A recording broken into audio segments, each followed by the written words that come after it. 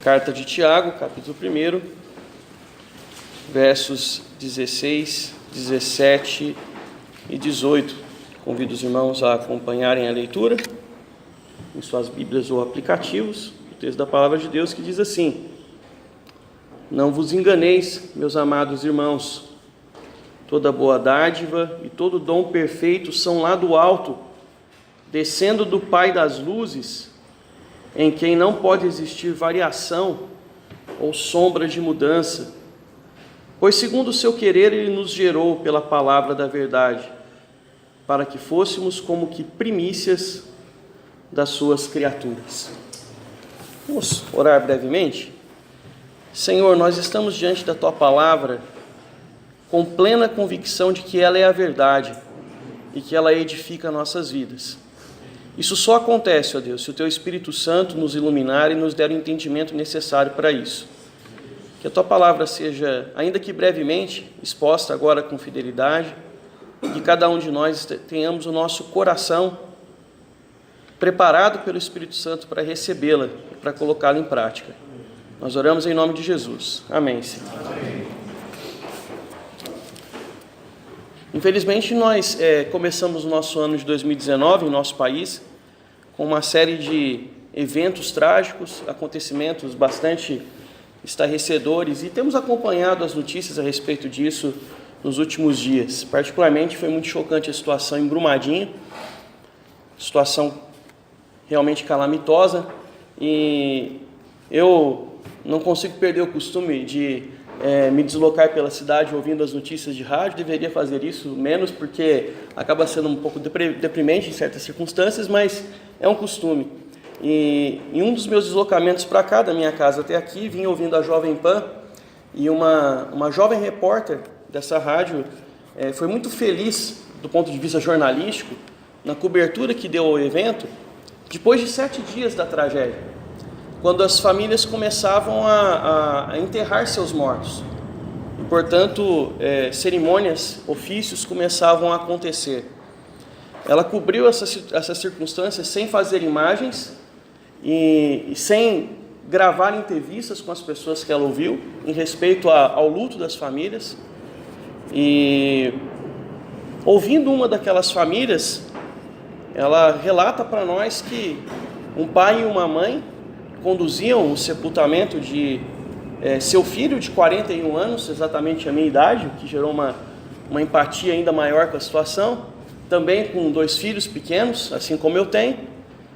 O jovem chamava Eudes, e quando a barragem rompeu, ele se dirigia ao seu posto na Companhia Vale pelo último dia. Era seu último dia de trabalho, ele deixaria a empresa para abrir seu próprio negócio como eletricista. E então sua vida é ceifada dessa forma repentina, diante de uma circunstância trágica como aquela que todos nós conhecemos. Nós muitas vezes nos deparamos com circunstâncias extremamente adversas. Muitas vezes nós passamos por momentos sombrios, momentos de densas trevas. E circunstâncias assim se apresentam a nós como provações da nossa fé. Os leitores de Tiago enfrentavam circunstâncias semelhantes. Nós sabemos que essa carta é escrita para um povo de Deus enfrentando sofrimento.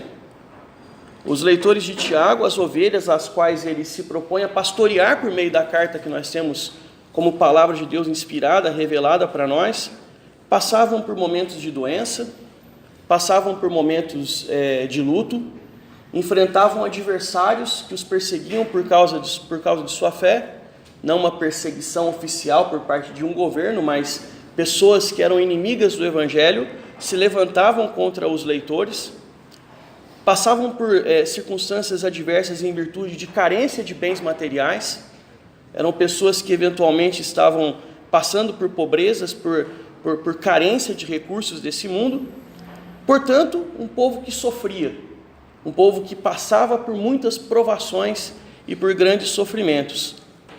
E em momentos assim, irmãos, somos tentados a fazer algo que é muito devastador para a nossa fé e para o nosso relacionamento com Deus. Questionar o cuidado de Deus em relação a nós. atribuir o mal a Deus, pensar que as coisas ruins que estão acontecendo conosco eventualmente são em virtude de alguma falha no caráter de Deus, e ainda que não formulemos isso nesses termos, tais pensamentos podem assombrar o nosso coração. Será que Deus de fato me ama? Será que Ele se importa comigo?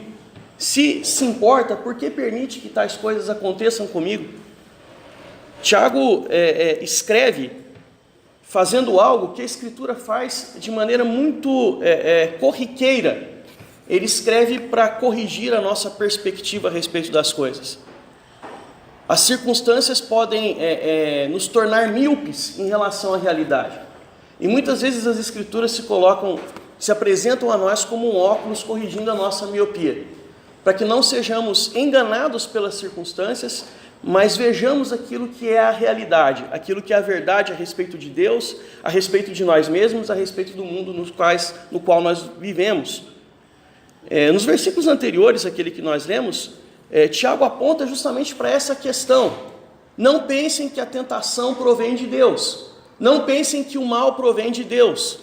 Não pensem que as circunstâncias adversas que vocês enfrentam sejam de alguma maneira fruto de uma intenção maligna da parte de Deus em relação a vocês, porque isso é mentira.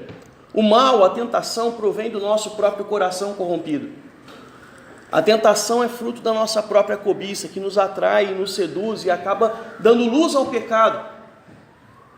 E para que esse tipo de pensamento fosse esclarecido, e para que o povo de Deus recebesse esclarecimento nesses tempos sombrios, Tiago chama a atenção dos seus leitores, a fim de que eles não se enganem, como diz o versículo 16, não se enganem, amados irmãos, pensem aquilo que é correto, sejam esclarecidos pela verdade. Tiago então aponta para a pessoa de Deus, e particularmente para dois aspectos da pessoa de Deus. Tiago chama a atenção dos seus leitores em relação a quem Deus é, em relação ao que Ele faz. Considere o que Deus é, quem Deus é. Verso 17: toda boa dádiva e todo dom perfeito são lá do alto, descendo do Pai das luzes. Veja, de Deus não provém mal. O que provém de Deus? O que desce lá do alto? E obviamente quando Tiago aponta lá para o alto, ele nos remete à presença de Deus. Nós geralmente concebemos Deus como habitando no alto, e as coisas referentes a Deus, elas provêm do alto. Portanto, Tiago convida seus leitores a levantarem suas cabeças e olharem para cima e olharem para além daquele céu sombrio e considerarem onde Deus está, entendendo que de lá procede o quê? Procede o mal para nós? Deus age como um déspota querendo nos afligir? Não. O que provém de Deus? Toda boa dádiva e todo dom perfeito.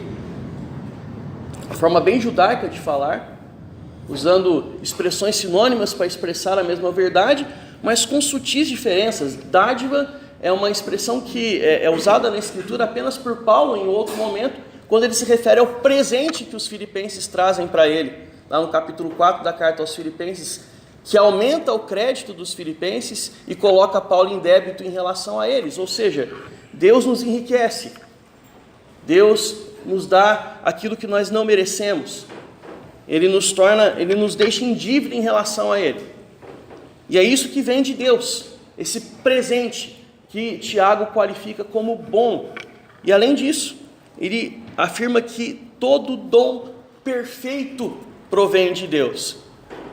E a expressão aqui igualmente nos remete a um presente, algo que nós ganhamos sem merecer, mas qualificada com o adjetivo de perfeito, já usado por Tiago no início do capítulo 1, quando ele afirma que a aprovação deve ter ação completa em nossas vidas e através da perseverança nos tornamos perfeitos e íntegros, em nada deficientes. Ou seja, Tiago se refere àquilo que é adequado, que é completo, que não falta nada, que é absolutamente perfeito, algo em relação ao qual não podemos encontrar deficiências. É isso que Deus nos dá.